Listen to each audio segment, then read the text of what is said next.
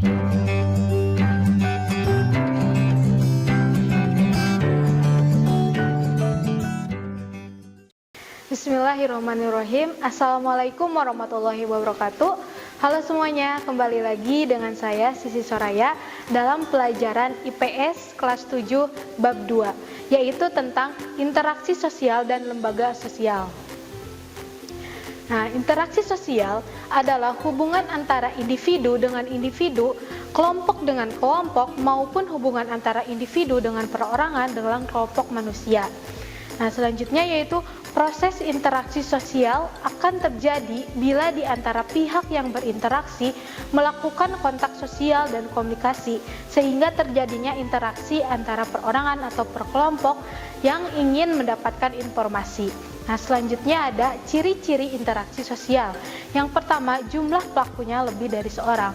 Tentunya, jika ingin terjadinya interaksi sosial, kita harus berinteraksi dengan seorang ataupun lebih dari seorang, bisa dengan kelompok sosial atau lingkungan sosial. Nah, selanjutnya kedua, adanya hubungan timbal balik. Tentunya dalam interaksi pasti akan adanya timbal balik antara informasi yang akan dicapai dan juga informasi yang akan dituju. Selanjutnya adanya komunikasi antar pelaku, dan yang keempat adanya suatu tujuan tertentu yang akan dicapai oleh si perseorangan untuk mendapatkan informasi tersebut. Nah, selanjutnya dalam interaksi sosial, hubungan yang terjadi harus dilakukan secara timbal balik oleh kedua belah pihak.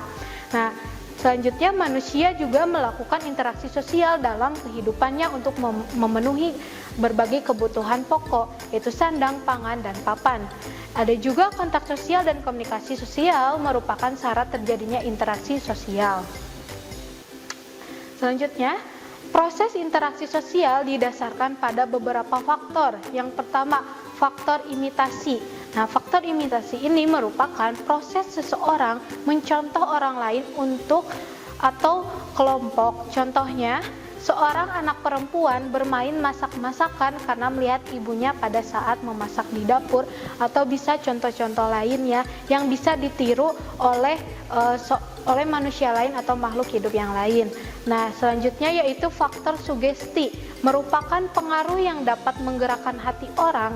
Contohnya, seseorang pasien yang akan berobat ke seorang dokter, pasien tersebut akan cepat mengalami penyembuhan, salah satunya disebabkan adanya rasa sugesti pada dokter tersebut, karena dokter dipercaya adalah orang yang bisa menyembuhkan atau membantu meringankan sakit yang dirasakan oleh pasiennya dengan memberikan obat-obatan, sehingga sugesti tersebut akan tersampaikan juga kepada pasiennya. Nah, selanjutnya faktor identifikasi merupakan kecenderungan atau keinginan dalam diri seseorang untuk menjadi sama dengan orang lain. Nah, contohnya seorang anak yang mengidolakan pemain bola sehingga semua tingkah laku idolanya akan dilakukan.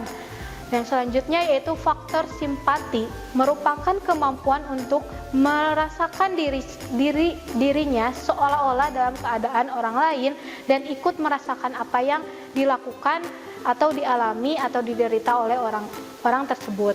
Nah, contohnya pada saat ada tetangga kita ada yang tertimpa musibah, maka kita ikut merasakan kesedihannya dan berusaha untuk membantunya agar bisa membantu meringankan musibah yang tetangga kita timpa. Seperti itu. Selanjutnya,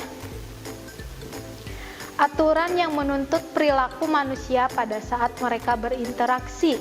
Ya, yang pertama ada aturan mengenai ruang di mana terjadinya interaksi sosial tersebut. Nah, misalnya interaksi yang terjadi di rumah antara orang tua dengan anak atau anak dengan anak. Tentunya dalam rumah atau keluarga itu akan ada ruang atau aturan atau tata tertib yang diberikan oleh orang tua kepada anak, misalnya aturan berbicara kepada ayah atau ibunya atau kepada adik atau kakaknya bagaimana, dan aturan-aturan lainnya. Nah, yang selanjutnya aturan mengenai waktu. Aturan mengenai kapan interaksi sosial itu terjadi. Misalnya interaksi sosial dulu dan sekarang. Tentunya interaksi sosial dulu dan sekarang itu sangat berbeda. Nah, kalau contohnya interaksi sosial dulu harus dilakukan secara tatap muka. Nah, untuk sekarang bisa juga dilakukan secara online seperti itu. Nah, selanjutnya mengenai gerak dan sikap tubuh. Dalam interaksi sosial, orang lain membaca perilaku kita selain kata-kata kita, karena dalam interaksi tidak hanya memperhatikan apa yang dikatakan orang lain, tetapi juga apa yang dilakukannya. Dengan menggunakan gerak dan sikap tubuh seperti memicingkan mata, mengangkat bahu, menangguhkan kepala, mengacungkan ibu jari, dan sebagainya.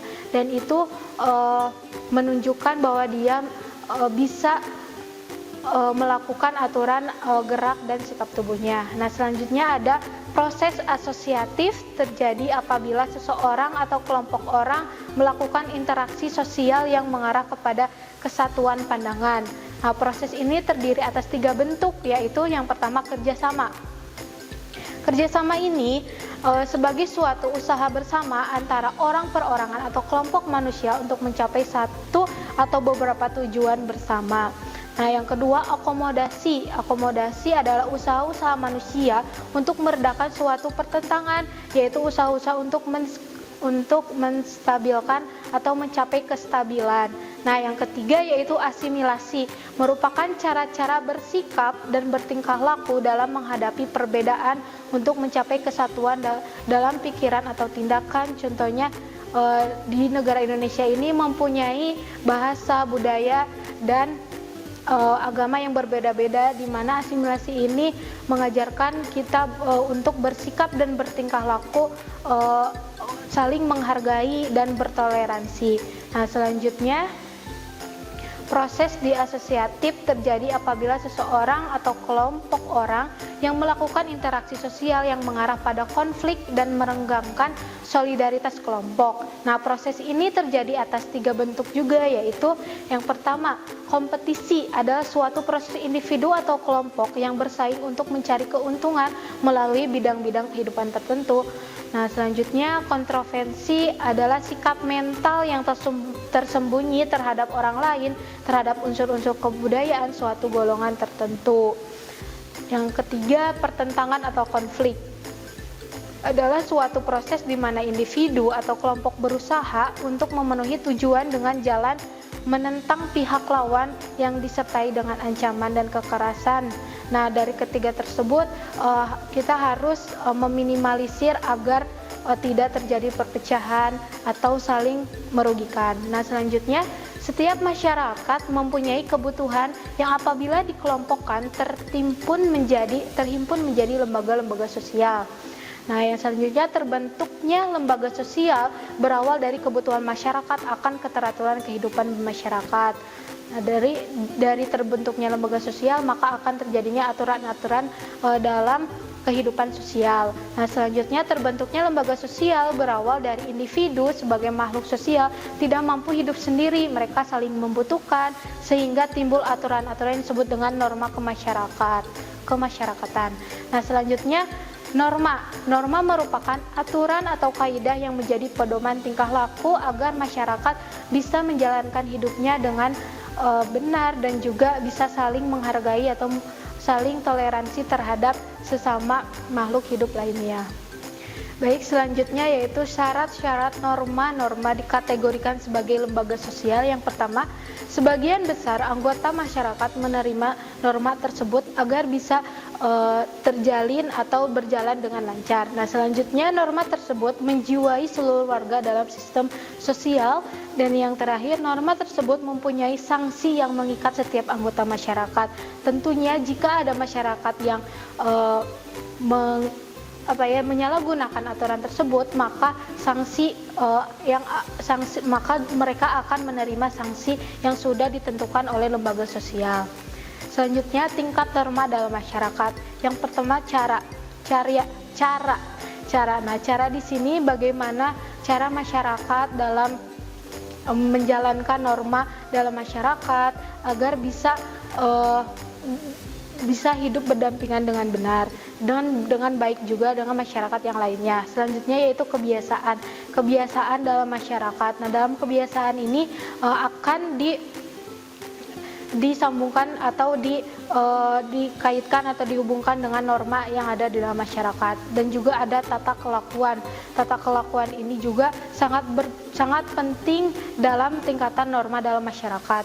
Dan juga terakhir adat istiadat.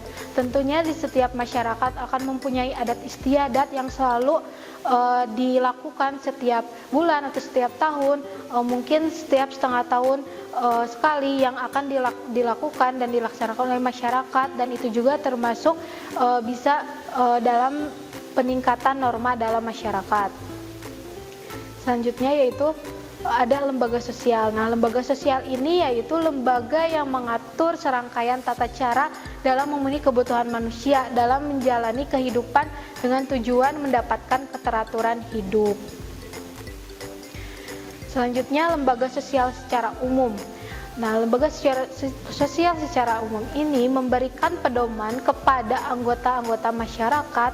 Yang kedua, menjaga keutuhan masyarakat yang bersangkutan agar tidak adanya konflik dan persaingan lainnya. Dan selanjutnya, memberikan pedoman pada masyarakat untuk mengadakan sistem pengendalian sosial atau kontrol sosial. Nah, selanjutnya juga ada jenis-jenis lembaga sosial. Nah, yang pertama lembaga keluarga. Nah, lembaga keluarga ini sangat dibutuhkan dalam keluarga setiap masyarakat untuk bisa berinteraksi dengan baik, bisa menjalankan norma dengan baik, dan nantinya akan bisa diaplikasikan di masyarakat. Nah, selanjutnya lembaga pendidikan. Tentunya lembaga pendidikan juga ini sangat penting untuk anak-anak atau anak-anak yang ingin mengenal pendidikan atau pengetahuan. Mereka akan berusaha untuk mengikuti pendidikan sebagaimana mereka ingin hidup atau bersosial di kehidupan sosial ini. Oke, selanjutnya yaitu lembaga ekonomi. Nah, lembaga ekonomi ini menaungi atau mengatasi masalah dalam bidang perekonomian seperti masalah produksi, distribusi, atau pelayanan jasa lainnya. Selanjutnya yaitu lembaga politik. Nah, lembaga politik ini yang menyangkut dengan penguasa politik dan urusan rakyat yang ada di masyarakat Indonesia ini. Dan yang terakhir ada lembaga agama.